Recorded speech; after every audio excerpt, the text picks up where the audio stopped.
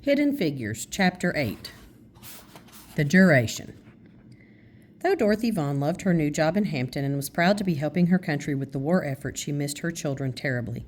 She sometimes worked 18-hour days, and the demands of her job made it difficult for her to get home except for during holidays. And it seemed like the minute she walked through the door at the family house back in Farmville, it was time for her to turn around and head back to Newport News. When she could go home, the back-and-forth lifestyle was taking a toll. Dorothy wanted something more permanent. Like most of the computers at the Langley Memorial Aeronautical Laboratory, Dorothy was a temporary War Service employee. She didn't know when or if the laboratory would offer her a permanent job. Dorothy knew what she wanted her future to look like, so in July 1944, she signed a lease on a new two-bedroom apartment in Newsom Park. Dorothy wanted her children eventually to live with her for good in Newport News. This two-bedroom apartment would be a start. But finding the right house hadn't been easy. There weren't enough homes available to meet the demands of the growing African-American population. Dorothy chose a neighborhood near where she had been living for the previous 9 months. It included black families from all income levels.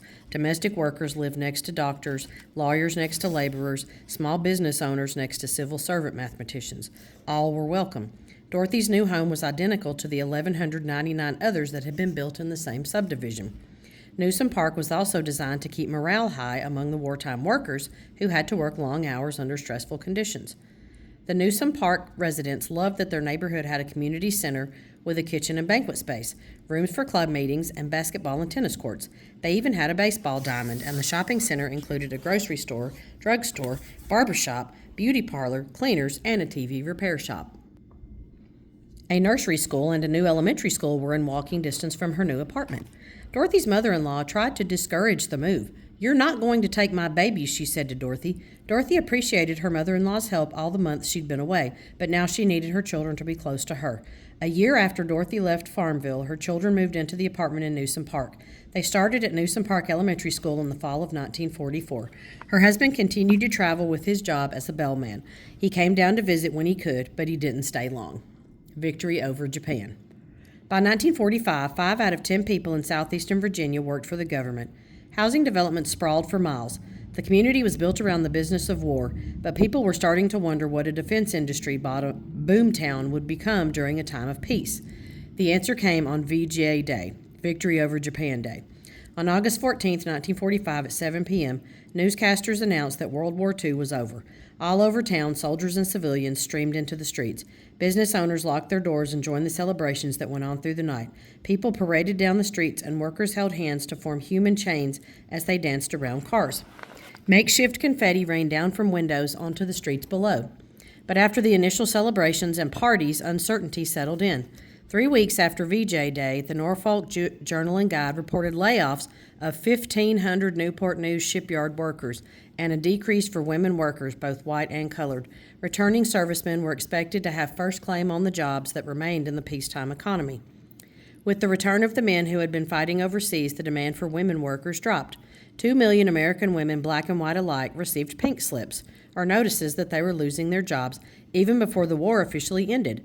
Some women looked forward to going home. Others enjoyed their jobs and their paychecks, and they didn't want to go back to the traditional female roles in the kitchen and nursery. Many husbands will return home to find that the helpless little wives they left behind have become grown, independent women, wrote a female columnist in the Norfolk Journal and Guide. Post-war prejudice. Almost immediately after VJ Day, some employers returned to their policies of not hiring African Americans. With the labor market changing, the dream that many black leaders had of establishing permanent economic opportunity began to slip away. No one was more opposed to opening hiring policies to African Americans than Virginia's Democratic Senator Harry Byrd, who called the policy the most dangerous idea ever seriously considered. Byrd's family had built a newspaper and apple-growing fortune, and he treated segregation as a religion. He ran a political machine that kept the poor of all races divided against one another.